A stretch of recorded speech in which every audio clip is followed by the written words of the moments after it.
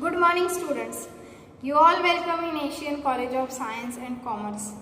And today we are going to see the subject of conflict, content of conflict. Okay. Today's subject is organizational behavior, and from this subject we are going to see the factors influencing organizational conflict. In the last lecture, we have already seen that what is mean by conflict. What is conflict? Conflict means when individual or two person or more than that person or group has argument for any work. जर एखाद्या कामासाठी एखादा group किंवा तुमच्या दोन व्यक्तींपैकी एखादी व्यक्ती जर एखाद्या कामासाठी आर्ग्युमेंट करत असेल, ते काम जर करायला ते ॲक्सेप्ट होत नसेल, तर त्यावेळी काय होते, कॉन्फ्लिक्ट क्रिएट होतात. ओके. आपण लास्ट लेक्चरमध्ये त्याची डेफिनेशन सुद्धा बघितली आहे. काय आहे डेफिनेशन? एक तुमचे जे निरालीचं बुक आहे त्या बुकमधली डेफिनेशन परत आपण बघूयात. इवन लास्ट लेक्चरमध्ये जेव्हा मी पीपीटी थ्रू घेतले आहे, तुमच्या डेफिनेशन्स, मिनिंग, कन्सेप्ट जे आहे कॉन्फ्लिक्टचे ते मी पीपीटी थ्रू घेतले. तर त्यामध्ये तुम्हाला ऑलरेडी मी डेफिनेशन दिलेली आहे. त्या नोट्स यूज करून सुद्धा तुम्ही अभ्यास करू शकता. त्या डेफिनेशन सुद्धा तुम्ही लर्न करू शकता. किंवा बुकमधली ही डेफिनेशन बघा, ही जरा मोठी आहे. मी तुम्हाला लिहून दिलेली डेफिनेशन फार छोटी आहे, सो ती केली तरी चालेल. Conflict is any situation in which two or more parties feel themselves. Okay. काय होतं? Conflict is an a situation. ही काय एक प्रकारची सिच्युएशन आहे. कॉन्फ्लिक्ट क्रिएट होतात म्हणजे काय होतं की ती सिच्युएशन तयार होते. Conflict is an a situation in which two or more parties feel themselves. दोन किंवा त्यापेक्षा जास्त parties feel themselves in the opposition. एकमेकांच्या अपोजमध्ये जाऊन वागतात किंवा एकमेकांचे अपोजिशन्स होतात. अशा पद्धतीचे ज्या वेळेला वागतात ती कंडिशन म्हणजे काय की तुमचे conflicts. Okay. It is an interpersonal process. ही काय आहे? एक इंटरपर्सनल प्रोसेस आहे. कॉन्फ्लिक्ट क्रिएट होणे म्हणजे काय होणे? कुठल्या पद्धतीची प्रोसेस आहे? एक इंटरपर्सनल प्रोसेस आहे. तुमच्या प्रत्येकाच्या आतमधली प्रोसेस आहे. आपण म्हणत असतो प्रत्येक व्यक्ती हा सारखा नसतो. प्रत्येक इंडिव्हिज्युअल पर्सन हा वेगवेगळा असतो. त्याच्या काम करण्याची पद्धत वेगळी असते, त्याचे विचार वेगवेगळे असतात, हाताची पाचही बोटं सारखी नसतात. त्यामुळे जर ग्रुपमधला एखादा व्यक्ती जर एखाद्या गोष्टीला आर्ग्युमेंट करत असेल तर टोटल ग्रुप ऑफ निगेटिव्ह होत जातो. ओके. सो सिच्युएशन जर तशा पद्धतीची होत असेल, जर लोक त्या विषयाला आर्ग्युमेंट करत असतील, it is an interpersonal process that arise from disagreement over the goals or the methods to accomplish those goals. ते गोल फुलफिल करण्यासाठी, ते गोल अचीव करण्यासाठी ज्या ज्या गोष्टी तुम्ही करत असतात, जे प्लॅनिंग तुम्ही करत असतात, त्या प्लॅनिंगमध्ये जर एखादी व्यक्ती आर्ग्युमेंट करत असेल किंवा एखादा इंडिव्हिज्युअल पर्सन त्यामध्ये आर्ग्युमेंट करत असेल तर त्यावेळी कॉन्फ्लिक्ट क्रिएट होतात. ओके. फॉर एक्झाम्पल बघा, दूध आहे, दुधामध्ये मिठाचा खडा टाकला की त्याचं दूध ते फाटतं. बरोबर आहे. म्हणजे काय आहे? दुधामध्ये कॉन्फ्लिक्ट क्रिएट होतात. Right. So conflict means what की जर तुम्ही कुठल्याही सिच्युएशनमध्ये स्वतःला ॲडजस्ट करत नसाल, जर त्यामध्ये डिसॲग्री असाल, तुमची अपोजिशन असेल किंवा तुम्ही डिसॲग्री आहात, तुम्ही त्या गोष्टीला सपोर्ट करत नसाल, तर दॅट इज क्रिएट कॉन्फ्लिक्ट. एक सिच्युएशन तयार होते. प्रत्येक जण सपोर्ट करते पण एखादा व्यक्ती त्याला तयार होत नाही. ओके. तर त्या सिच्युएशनमध्ये काय तयार होते? कॉन्फ्लिक्ट तयार होतात. That is the conflict. Okay. So today what we are going to see the subject of OB, organisational behaviour. सब्जेक्टचं नाव काय आहे आपल्या? OB, organisational behaviour. Okay, and our topic is conflict.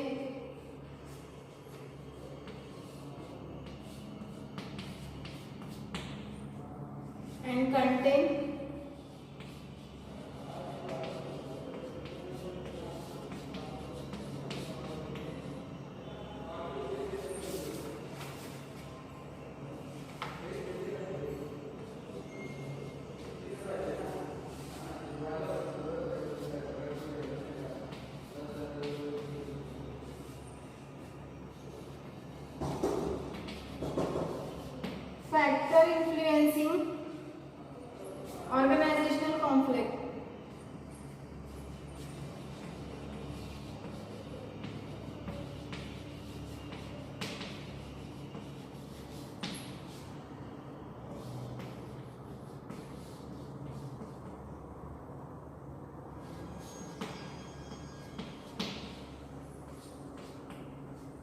factor influencing organizational conflict.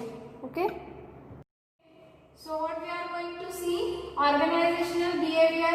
Subject is organizational behavior, topic is our conflict, and our content is factors influencing organizational conflict. Okay, which content is we are going to take here, factors influencing organizational conflict. Factors influencing, which factors influencing on organizational behavior conflict. कशामुळे अशा situation create होतात की ज्यामुळे ऑर्गनायझेशनमध्ये conflicts येतात, ज्यामुळे ऑर्गनायझेशनचे निर्णय अर्धवट राहतात. ओके, सो काय आहे त्यामागचे कॉन्फ्लिक्ट्स, तर बघा, unclear responsibility.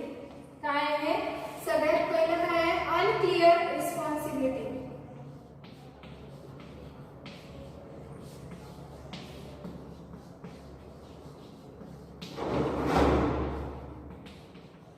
Unclear responsibility, responsibility clear नाही. दुसरं, interpersonal relationship.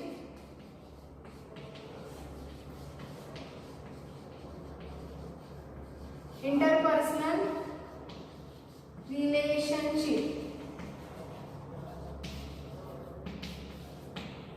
Interpersonal relationship. Third आहे तुमचा point, scarcity of resources.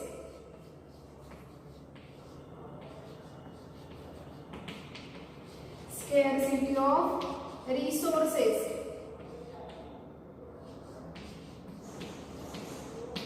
And fourth is conflict interest.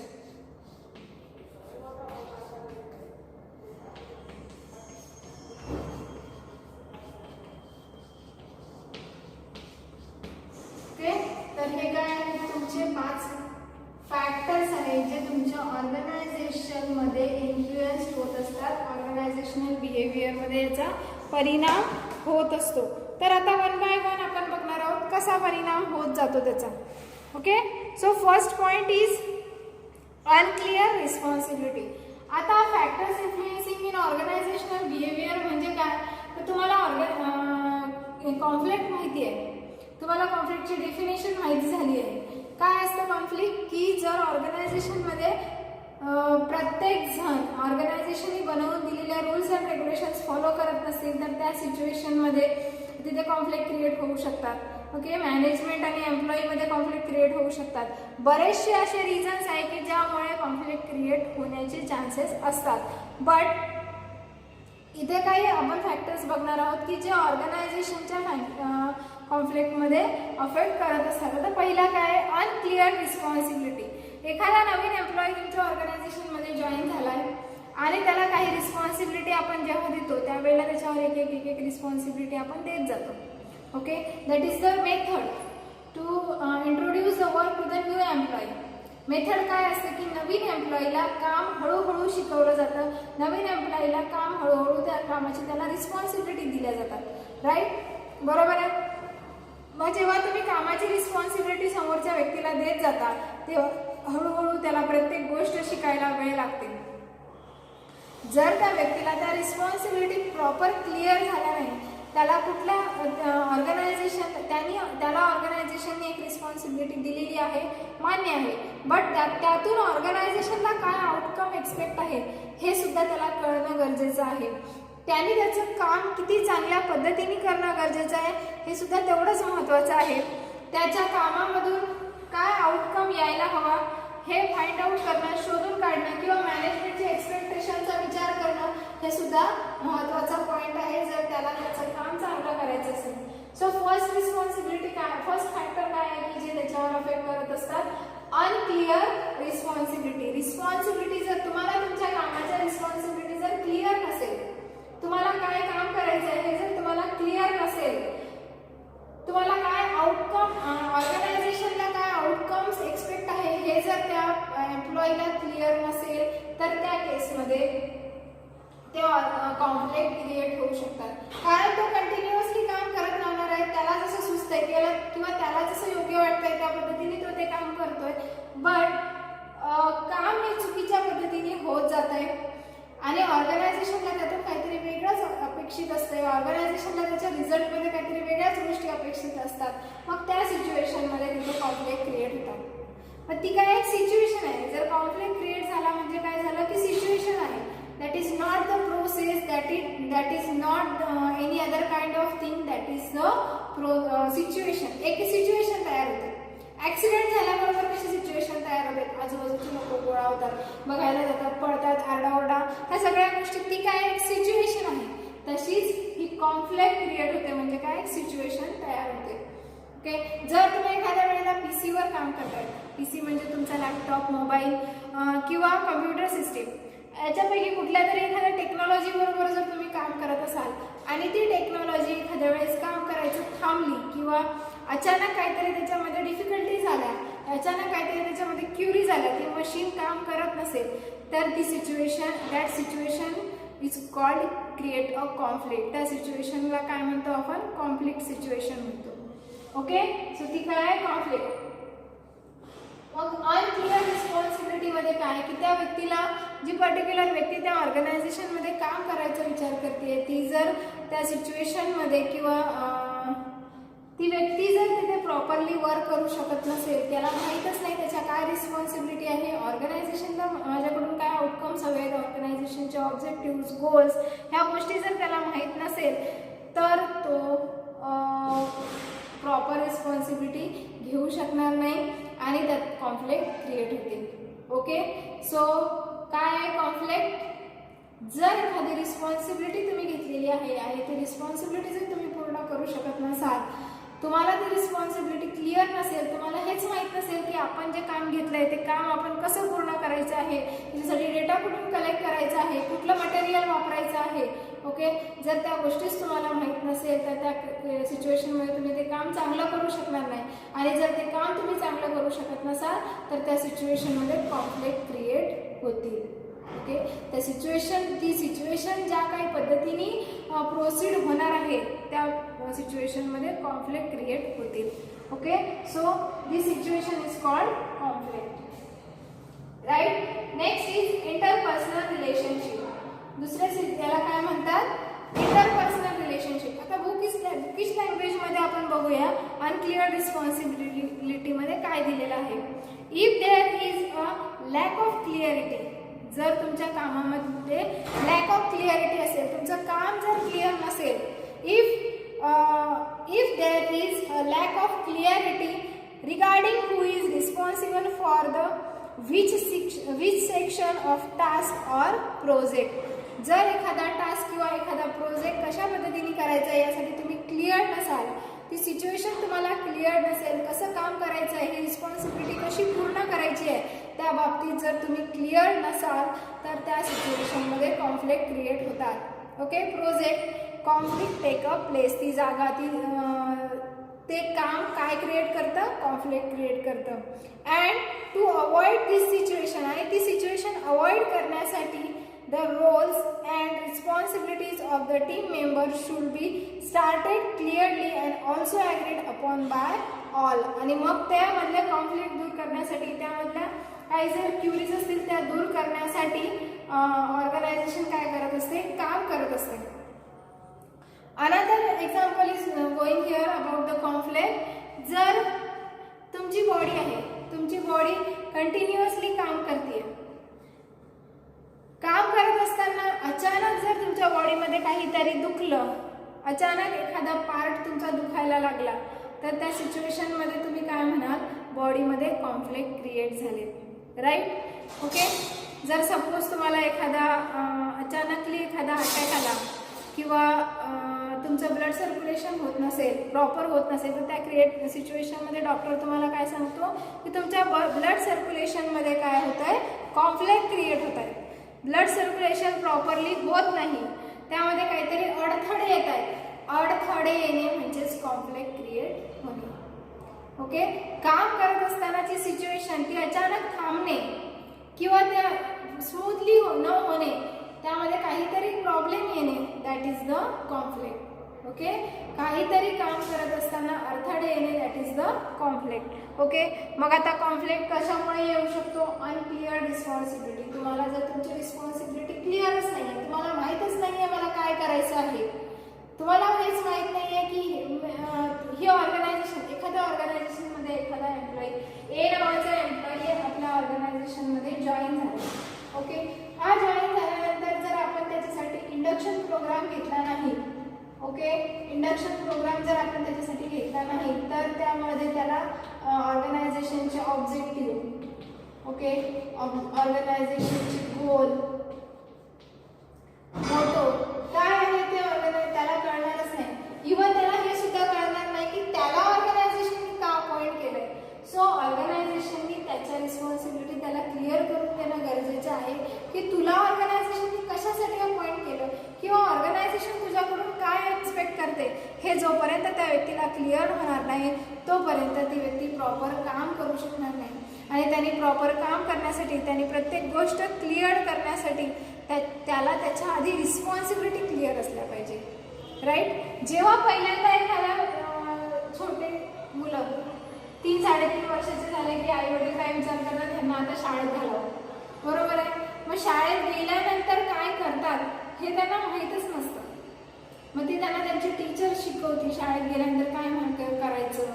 शाळेत जाताना युनिफॉर्म घालायचा असतो, एक बॅग घेऊन जायची असते, त्यामध्ये बुक्स न्यायचे असतात, ते बुक्स कसे हँडल करायचे असतात. ह्या सगळ्या गोष्टी जोपर्यंत त्यांना कोणीतरी शिकवत नाही तोपर्यंत त्यांना त्या कळत नाही. मग ते चुकीच्या पद्धतीने करतात, मग त्यांची चिडचिड होते. मग त्यामुळे काय होतात, कॉन्फ्लिक्ट क्रिएट होतात. काहीतरी त्यामध्ये कॉन्फ्लिक्ट क्रिएट होतात, त्यामुळे त्यांची सातत्याने चिडचिड होत राहते, बरोबर आहे. इव्हन मुलांना हे सुद्धा माहिती नसतं की बुक कुठल्या बाजूने ओपन करायचं असतं, कुठली बाजू सरळ आहे, कुठली बाजू उलटी आहे. ह्या जरी गोष्टी त्यांना कळल्या नाही तर त्यामुळे त्यांच्या बुकमध्ये जे काही ते काम करतात त्यामुळे तिथे कॉन्फ्लिक्ट क्रिएट होतात. ओके, सो जोपर्यंत त्यांना त्यांची रिस्पॉन्सिबिलिटी क्लिअर नाही तोपर्यंत त्या सिच्युएशनमध्ये कॉन्फ्लिक्ट क्रिएट होऊ शकतात. ओके, हे काय आहे फर्स्ट. सेकंडमध्ये काय दिलेलं आहे, इंटरपर्सनल रिलेशनशिप. दुसऱ्या याच्यामध्ये काय आहे, इंटरपर्सनल रिलेशनशिप. आता इंटरपर्सनल रिलेशनशिपमुळे किंवा तुमचे इंटरनल जे काही रिलेशन आहे तर त्यामुळे कसे काय ऑर्गनायझेशनमध्ये कॉन्फ्लिक्ट क्रिएट होऊ शकतात.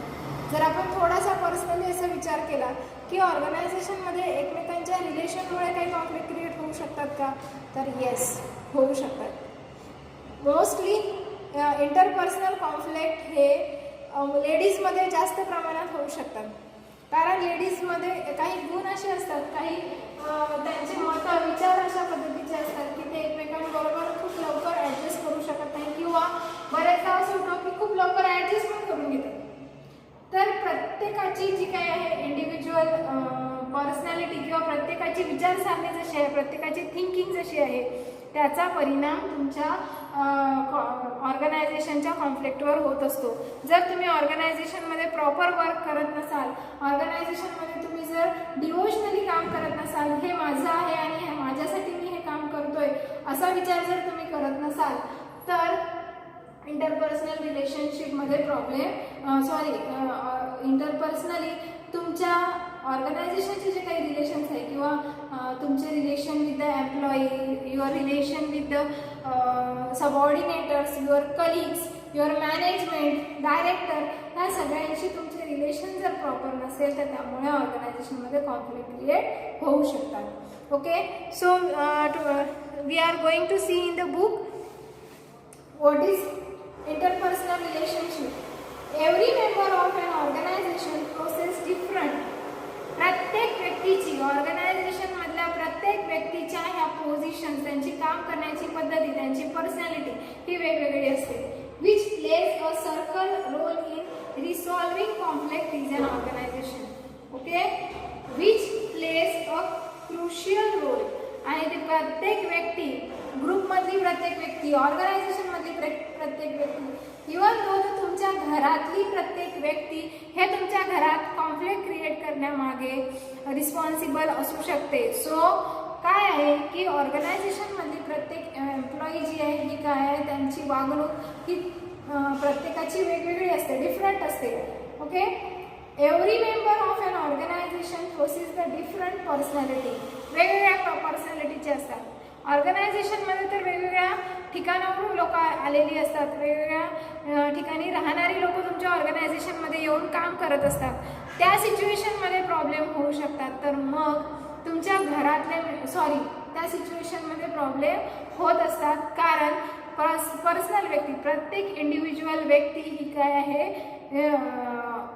प्रत्येकाची पर्सनॅलिटी ही वेगवेगळी आहे. Okay, which plays a crucial role in solving conflict in an organisation. आणि ऑर्गनायझेशनची प्रत्येकच व्यक्ती हे प्रॉब्लेम सॉल्व करायला सुद्धा तेवढीच रिस्पॉन्सिबल असते. ओके, त्याच व्यक्ती प्रॉब्लेम क्रिएट करू शकतात, तर त्याच व्यक्ती प्रॉब्लेम सॉल्व सुद्धा करू शकतात. ठीक आहे. Conflict at the workplace are often caused by the interpersonal issues between the members of an organization. Conflicts at the workplace. Workplace मध्ये conflict create केले जातात. Conflicts at the workplace are often caused by the interpersonal issues between the members of an organization. Organisation मध्ये जे workplace मध्ये म्हणजे काम करत असताना जे काही कॉन्फ्लिक्ट क्रिएट होतात, जे काही प्रॉब्लेम क्रिएट होतात, तसे जर ग्रुपमध्ये प्रॉब्लेम होत असतील तर तो ग्रुपच ते प्रॉब्लेम सॉल्व सुद्धा करू शकतो. ओके, नेक्स्ट पॉइंट आहे स्केअरसिटी ऑफ रिसोर्सेस. आता स्केअरसिटी ऑफ रिसोर्सेस म्हणजे काय? सगळ्यात आधी तुम्हाला हे माहीत असणं गरजेचं आहे की स्केअरसिटी ऑफ रिसोर्सेस म्हणजे काय. जर तुम्हाला ते प्रॉब्लेम सॉल्व करायचे आहेत, जर तुम्हाला तुमचे कॉन्फ्लिक्ट क्रिएट होण्याबद्दल चे रिझन तुम्ही बघतायत, कुठले फॅक्टर्स अफेक्ट करत असतात तुमच्या कॉन्फ्लिक्टवर, हे आपण बघतोय. तर त्यामध्ये अजून पुढचा पॉईंट काय आहे, स्केअरसिटी ऑफ रिसोर्सेस. आता स्केअरसिटी ऑफ रिसोर्सेस म्हणजे काय? रिसोर्सेसची कमतरता. ओके, जर तुमच्याकडे प्रॉपर रिसोर्सेस नसेल, तुम्ही वेळेला रिसोर्सेस अवेलेबल करू शकत नसाल, रॉ मटेरियल आहे, प्रोडक्शन डिपार्टमेंट जर असेल तर त्यामध्ये आपण मशिनरी म्हणू शकतो, रॉ मटेरियल म्हणू शकतो, प्रॉपर पर्सोनेल म्हणू शकतो, इलेक्ट्रिसिटी, ह्या जर गोष्टी प्रॉपरली अवेलेबल नसेल तर त्यावेळी त्या कामामध्ये कॉन्फ्लिक्ट क्रिएट होऊ शकतात. एखादा कुठला तरी चांगलं महत्त्वाचं तुमचं काम चाललेलं आहे, मशीनवर एका काम करताय तुम्ही, प्रोडक्शन डिपार्टमेंटमध्ये आहात, मशीनवर काम करतायत आणि ती मशीन इलेक्ट्रिकवर चालणारी मशीन आहे आणि अचानक लाईट गेले, व्हॉट क्रिएट कॉन्फ्लिक्ट. तुमच्या कामामध्ये कॉन्फ्लिक्ट क्रिएट झाले. आता बरेचदा असं होतं की तुम्ही एखाद्या वेळेला पीसीवर काम करत असताय, कम्प्युटरवर काम करताय आणि काम करता करता एखादा डेटा तुम्ही सेव्ह केला नाही आणि अचानक लाईट गेले, तर त्या सिच्युएशनमध्ये बरेचदा तो डेटा जाण्याचे चान्सेस असतात. ओके, जर तो डेटा उडाला, तो डेटा गेला, तर तुम्ही आत्तापर्यंत केलेलं काम हे तुमचं वाया जातं. ते काम तुम्हाला परत करावं लागतं. म्हणजेच काय की त्या कामामध्ये कॉन्फ्लिक्ट क्रिएट होतं. Right? Okay, so scarcity of resources. मग प्रॉपर रिसोर्सेस जर ऑर्गनायझेशनमध्ये नसतील तर त्या सिच्युएशनमध्ये ऑर्गनायझेशनमध्ये कॉन्फ्लिक्ट क्रिएट होतात. एखादा एज्युकेशनल इन्स्टिट्यूट आहे, इन्स्टिट्यूटमध्ये अपेक्षित काय काय असतं, तर मुलांना बसायसाठी proper desk, benches, boards, chalk, duster, त्यांच्यासाठी ड्रिंकिंग वॉटर. ओके, या सगळ्या गोष्टी महत्त्वाच्या असतात. मग त्यामध्ये जर ह्या सगळ्या गोष्टी होत आहे त्यावेळेला जर प्रॉपर त्या सगळ्या गोष्टी मिळत नसेल, सपोज मुलांना पिण्यासाठी पाणी नाही आहे किंवा त्यांना शिकवण्यासाठी बोर्ड नाही, बसायला डेस्क बेंच नाही, त्यांना खाली बसावं लागतं, तर या वातावरणामध्ये मुलं व्यवस्थित एज्युकेशन घेऊ शकत नाही. So this is a wrong environment for an education system. ठीक आहे. सो जर प्रॉपर रिसोर्सेस तुम्हाला मिळत नसतील तर त्यावेळी तुम्ही तुमच्यामध्ये कॉन्फ्लिक्ट क्रिएट होऊ शकतात. राईट? तसेच तुमच्या एखाद्या ऑर्गनायझेशनमध्ये एखादी कंपनी आहे, त्या कंपनीमध्ये प्रत्येक व्यक्ती जर एकत्र ग्रुपमध्ये एकमेकांसोबत ॲडजस्ट करून काम करत नसतील तर त्यावेळी सुद्धा कॉन्फ्लिक्ट क्रिएट होतात. साधारणतः घरात तर नेहमीच तुमच्या कॉन्फ्लिक्ट क्रिएट होतात. आपल्याला माहिती आहे आपल्या घरामध्ये काय कॉन्फ्लिक्ट क्रिएट होतात. एखाद्या घरामध्ये जोपर्यंत एक तुम्हाला पर्सनल उदाहरण आहे, तुम्ही प्रत्येक ठिकाणी बघता, ओके, रोल प्ले कॉन्फ्लिक्ट या टाईपला आपण काय म्हणू, जेव्हा टाईप शिकू ना त्यावेळेस आपण कदाचित शिकूयात परत. रोल प्ले कॉन्फ्लिक्ट म्हणजे काय, तर रोल प्ले म्हणजे काय, एका घरामध्ये एक व्यक्ती, एक मुलगा आहे जोपर्यंत त्याचं लग्न व्हायचं असतं तोपर्यंत तो एक मुलगा म्हणून रोल प्ले करत असतो. तो त्याच्या आईचा मुलगा आहे आणि तो आईची प्रत्येक गोष्ट त्यावेळेला ॲक्सेप्ट करतो, मान्य करतो किंवा तिच्या मनाप्रमाणे चालतो. लग्न झालं, लग्नानंतर त्याची बायको सुद्धा त्या घरात आलेली आहे, त्याची पत्नी त्या घरामध्ये आली आहे. आता त्याचे 2 रोल आहेत. एक तो कोणाचा तरी मुलगा आहे, दुसरा तो कोणाचा तरी नवरा आहे, पती आहे. ठीक आहे, 2 बायका आहेत आणि त्या दोघींचंही दोन्ही बायका त्याला सेम सिच्युएशनमधून जायला लावत आहेत. म्हणजे आई बरेचदा वेगळी भाजी करते, बायको वेगळी भाजी करते. त्या सिच्युएशनमध्ये त्याला बरेचदा त्याच्यामध्ये कॉन्फ्लिक्ट क्रिएट होतात की मी नेमकं कोणाचं ऐकू. त्याला कधीतरी आई वेगळं सांगते, त्याची बायको वेगळं करायला सांगते. अशा सिच्युएशनमध्ये तो अडकतो आणि या सिच्युएशनला आपण कॉन्फ्लिक्ट क्रिएट होणे असं म्हणू शकतो. Okay, so this is another example of role conflict. We are going to see in the types of conflict again. Okay, so हे काय होतं तुमचं scarcity of resources. कॉन्फ्लिक्ट कशामुळे तयार होऊ शकतात? जर प्रॉपर रिसोर्सेस तुमच्याकडे अवेलेबल नसतील, जर प्रॉपर रिसोर्सेस तुमच्याजवळ नसतील तर त्या सिच्युएशनमध्ये कॉन्फ्लिक्ट क्रिएट होतात. Conflict interest. आता तुम्हाला काम करण्याचा इंटरेस्टच नाही आहे, तुम्हाला एखादं काम करायला आवडत नाही आहे, तरी सुद्धा ते काम तुम्हाला करावं लागतं, तुमची मजबुरी आहे किंवा काही म्हणा. त्या सिच्युएशनमध्ये तुम्हाला ते करायचं आहे. तर त्या सिच्युएशन मला काय म्हणतात, त्यावेळी काय होतं की कॉन्फ्लिक्ट क्रिएट होतं.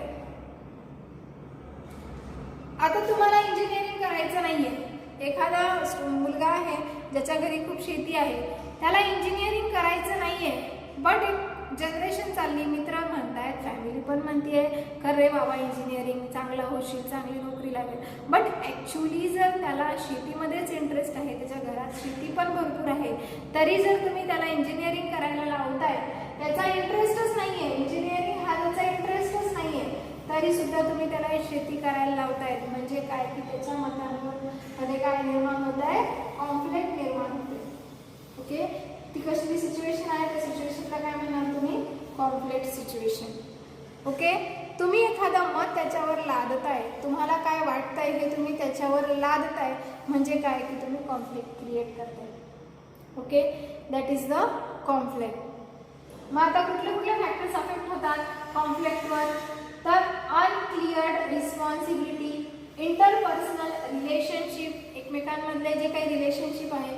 ऑर्गनायझेशनमध्ये जेव्हा तुम्ही तुमच्या कलिग बरोबर काम करताय, तुमचा 15 जणांचा ग्रुप आहे, एक प्रोजेक्ट तुम्हाला कंप्लीट करायचा आहे, तर त्या केसमध्ये तुम्ही 15चे 15ही जण एकाच ठिकाणी बसून जे काही तुम्ही प्रॉपर प्लॅनिंग केलेलं आहे किंवा ज्या काही वेगवेगळ्या कमिटीज तुम्ही बनवलेल्या आहेत, त्या कमिटीजनी त्यांच्या रिस्पॉन्सिबिलिटी व्यवस्थित पार पाडणं अपेक्षित असतं. जर तुम्ही त्या पद्धतीने करत नसाल तर तुमच्या रिलेशनशिपमध्ये प्रॉब्लेम क्रिएट होतात.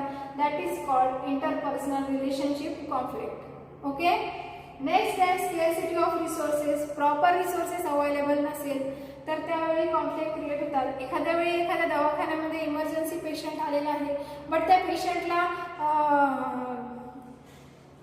ट्रीट करण्यासाठी किंवा त्या पेशंटला चेकअप करण्यासाठी जर त्या हॉस्पिटलमध्ये डॉक्टरच नसेल किंवा प्रॉपर सगळ्या गोष्टी जर ते हॉस्पिटल त्या मुलांना पुरवू शकत नसेल, त्या पेशंटपर्यंत पुरवू शकत नसेल, तर in that case create the conflict. Okay, त्याच वेळी काय तयार होतात, कॉन्फ्लिक्ट तयार होतात.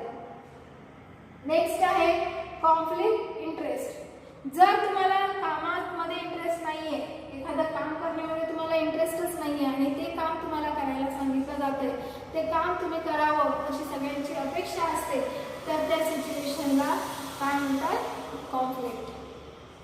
ओके, एखादा मुलगा आहे किंवा एखादी मुलगी आहे, तिला शिकायचं आहे, तिला तिचं करिअर करायचं आहे, पण तिच्या घरातले लोक तिला नेहमी काय करायला सांगतायत, तिच्या घरातले लोक तिला लग्नाबद्दल प्रेशराईज करतायत, तिला लग्न करायला सांगतायत, तर ती situation for her the conflict situation.